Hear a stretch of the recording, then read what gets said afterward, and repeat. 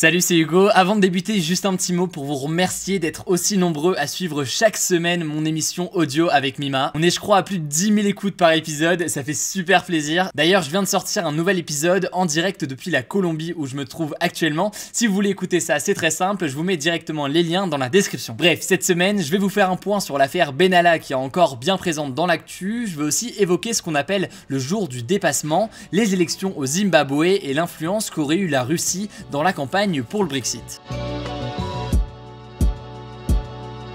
Comme la semaine dernière donc, on va faire un petit point sur l'affaire Benalla. Pour rappel, Alexandre Benalla, c'est un ancien collaborateur d'Emmanuel Macron qui est violemment intervenu pendant les manifestations du 1er mai. Et ça a créé une vraie crise politique, de nombreux députés et élus reprochent pas mal de choses au gouvernement et à l'Elysée, notamment de ne pas être intervenu assez vite et de ne pas avoir saisi la justice. Voilà pourquoi, pour montrer qu'ils ne sont pas d'accord avec l'action du gouvernement, les députés ont déposé des motions de censure. En quelques mots, c'est quoi une motion de censure? Eh bien, c'est une sorte de carton rouge entre guillemets qui, quand il est voté par la majorité de l'Assemblée nationale, oblige le gouvernement à démissionner. Cette fois, deux motions de censure ont été déposées, une par le groupe Les Républicains et l'autre par une alliance entre socialistes, communistes et insoumis. Et là en l'occurrence, ces deux motions de censure, elles ont été rejetées. En réalité, elles étaient plutôt symboliques car pour être adoptées, il fallait que la majorité de tous les députés de l'Assemblée, soit au moins 289 députés, votent pour. Or, le groupe La République En Marche, le mouvement d'Emmanuel Macron, est très largement majoritaire à l'Assemblée nationale,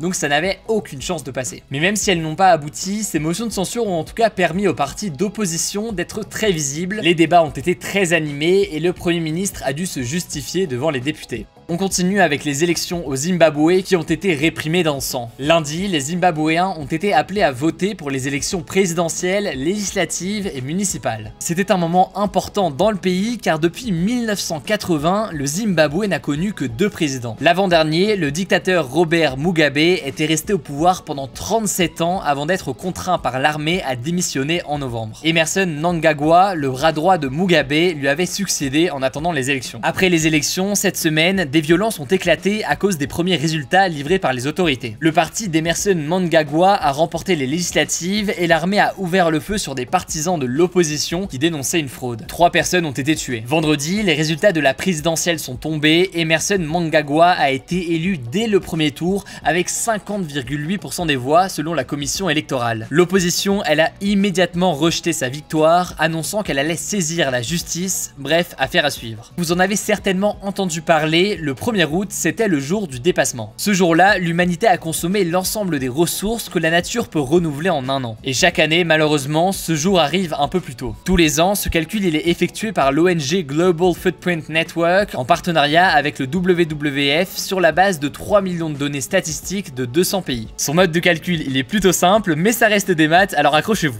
Il divise la biocapacité de la planète, soit les ressources que la planète peut générer en un an, par l'empreinte écologique, soit les ressources dont l'homme a besoin pour consommer et rejeter ses déchets, et il multiplie le tout par 365, le nombre de jours dans l'année. Mais pour de nombreux scientifiques, ce calcul il est trop simpliste et prend en compte des éléments trop différents comme les émissions de gaz à effet de serre et la destruction des forêts pour en déduire un seul et même résultat. On peut dire que cela revient à comparer des pommes et des poires, déclare un journaliste du Guardian. En gros, pour faire vraiment très simple, les scientifiques reprochent à ce calcul de faire trop de raccourcis et trouvent que le résultat du coup est contestable, même s'il reste évidemment un signal important et visuellement fort de l'urgence d'agir pour l'environnement. La quatrième actu de la semaine, elle concerne le rôle qu'aurait joué la Russie dans la sortie du Royaume-Uni de l'Union européenne. Cette semaine, une commission qui réunit plusieurs parlementaires, donc des élus britanniques, a directement accusé la Russie d'avoir influencé le référendum sur le Brexit. C'est-à-dire donc le vote où la population du Royaume-Uni a voté pour la sortie du Royaume-Uni de l'Union européenne. Un des deux mouvements en faveur du Brexit, qui s'appelle Leave EU, est notamment pointé du doigt pour son rapprochement avec la Russie. Les parlementaires se sont notamment rendu compte qu'un certain Aaron Banks, un des principaux contributeurs financiers du mouvement Leave EU, dont il est aussi le créateur, avait menti sur des rencontres qu'il avait eues à l'ambassade de Russie. Pour faire simple, selon les parlementaires, Aaron Banks, patron d'une compagnie d'assurance, aurait utilisé l'argent de plusieurs de ses clients russes pour financer la campagne en faveur du Brexit. Cela signifierait donc que la Russie est intervenue dans un des plus grands événements de la vie politique britannique. Aaron Banks est également soupçonné d'avoir eu des liens avec l'entreprise Cambridge Analytica Analytica. Vous vous en souvenez peut-être puisque je vous en ai parlé à plusieurs reprises. C'est une entreprise qui a analysé les données de millions d'utilisateurs de Facebook pour pouvoir les influencer via des publicités ciblées. De son côté, Aaron Banks a tout nié et prétend être victime d'une campagne anti-Brexit. Alors, la Russie a-t-elle soutenu les pro-Brexit? On vous tiendra au courant de l'évolution de la situation et de l'enquête sur Instagram et sur Messenger dans mes débriefs quotidiens de l'actualité. La dernière actu de la semaine, c'est le record d'Apple en bourse. L'entreprise américaine a dépassé les 1000 milliards de dollars en capitalisation boursière et c'est tout simplement un record. Mais alors, une capitalisation boursière, ça veut dire quoi exactement? Eh bien, ça représente la valeur de toutes les actions d'Apple sur le marché. Et en économie, les actions, ce sont des petites parts d'une entreprise que l'on peut acheter en bourse. En gros, vraiment pour faire simple, si l'on voulait racheter toutes les actions d'Apple, il faudrait débourser plus de 1000 milliards de dollars. Ce chiffre, il fait d'Apple